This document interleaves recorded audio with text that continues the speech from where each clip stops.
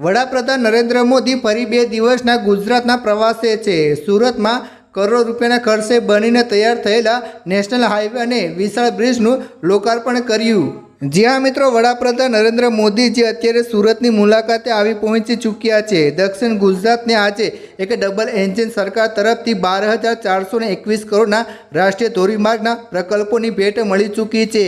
આવો સીધા છે સુરત, જ્યાં પીએમ મોદીના હસ્તે કરોડના પ્રોજેક્ટનું લોકાર્પણ અને ખાતરમુહૂર્ત સંપન્ન થઈ રહ્યું છે।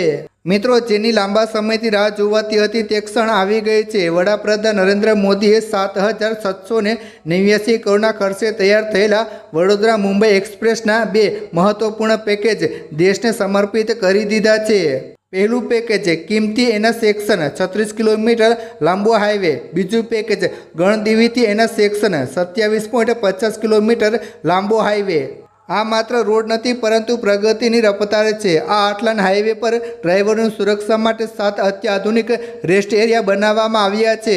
વ્યાપક નેટવર્કની વાત કરીએ તો તેમાં મેજર અને માઇનર બ્રિજ, ફ્લાયઓવર્સ અને સ્થાનિક લોકોની સુવિધા માટે 70 જેટલા અંડરપાસ અને 2 ઇન્ટરચેન્જ તૈયાર કરવામાં આવ્યા છે। દિલ્હી મુંબઈ એક્સપ્રેસવેના આ ભાગ શરૂ થવાથી ભારતમાલા પરિયોજના અંતર્ગત લોજિસ્ટિક ખર્ચમાં સૌથી મોટો ઘટાડો થશે અને વેપાર ઝડપથી વધશે। વાત અહીં જ પૂરી નથી થતી। લોકાર્પણની સાથે સાથે પીએમ મોદીએ દક્ષિણ ગુજરાત અને આદિવાસી વિસ્તારોના કાયાકલ્પ માટે અન્ય 4 મોટા પ્રોજેક્ટનું ખાતમુહૂર્ત પણ કરી દીધું છે, જેમાં નેશનલ હાઈવે 56 અને સુરત હજીરા હાઈવેના અપગ્રેડેશનનો પણ સમાવેશ થાય છે। આ પ્રોજેક્ટથી નર્મદા, તાપી, વલસાડ અને છોટાઉદેપુર જેવા આદિવાસી જિલ્લાઓ સીધા કનેક્ટ થઈ જશે। એટલું જ નહીં, હવે પ્રવાસીઓ માટે સ્ટેચ્યુ ઓફ યુનિટી પહોંચવું પણ વધુ સરળ બનશે। નવા માર્ગના ફાયદા: મુસાફરીના સમયમાં બચત, 40 મિનિટ જેટલો સમય બચશે। સ્પીડમાં વધારો, વાહનોની સરેરાશ ગતિમાં 75% વધારો થશે।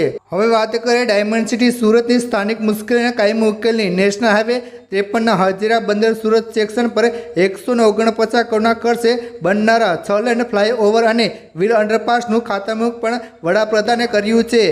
રિલાયન્સ અને કાવાસે 4 રસ્તા પાસે બનનારા પ્રોજેક્ટથી ભારે વાહનોને નોનસ્ટોપ કનેક્ટિવિટી મળશે।